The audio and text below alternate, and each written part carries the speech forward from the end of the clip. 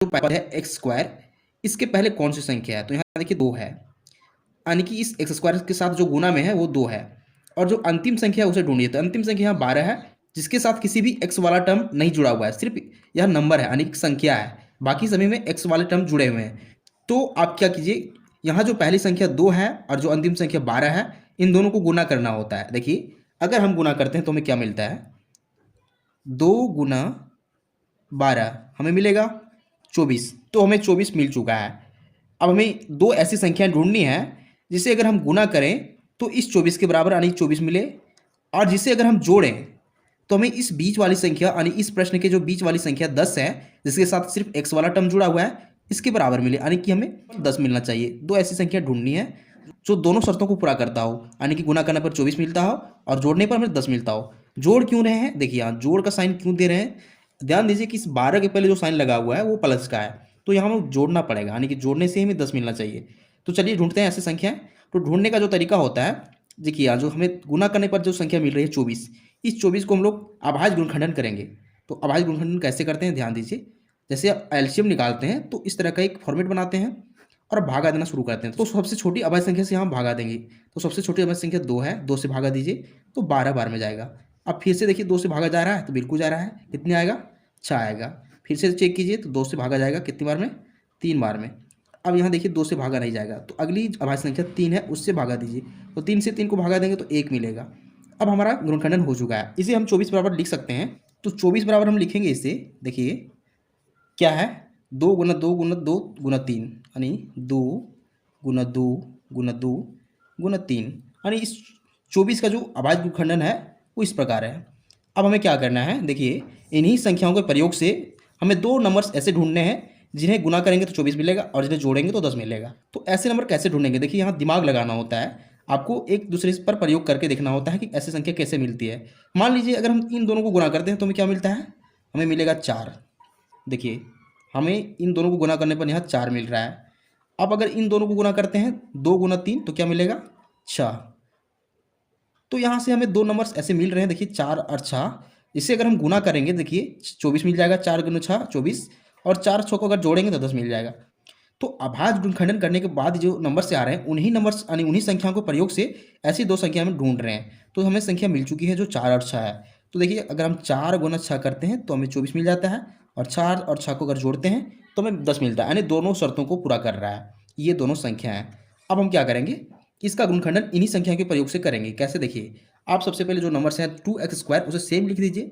देखिए 2x², उसके बाद यहाँ देखिए प्लस है तो प्लस भी लिख सकते हैं आप पहले।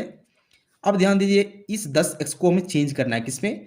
इस 4 + 6 में। लेकिन यहाँ x का टर्म है यानी इसके साथ x भी जुड़ा हुआ है, तो इन दोनों के साथ हम लोग x जोड़ देंगे, यानी 4x + 6x कर देंगे। देखिए 10x के बदले हम लोग 4x + 6x कर देंगे, क्योंकि इन दोनों को जोड़ेंगे तो हमें सेम वैल्यू मिलने वाला है जो 10x हो जाएगा। अब यहाँ जो बचा हुआ टर्म है 12, उसे +12 लिख दीजिए। तो हम लोग इन्हें 4 अलग अलग पदों में तोड़ चुके हैं। तो आप चाहें तो यहाँ से आप कॉमन ढूंढ सकते हैं, और नहीं तो आप इसे और एक स्टेप बढ़ा के इसे विस्तार कर सकते हैं। कैसे विस्तार करते हैं, देखिए अगर हम इस फर्स्ट पद की बात करते हैं तो 2x² को कैसे लिख सकते हैं? देखिए इसको गुणनखंडन करेंगे, इस पहली संख्या 2 जो है इसके साथ, उसका गुणनखंडन क्या हो जाएगा? सिर्फ 2 हो जाएगा।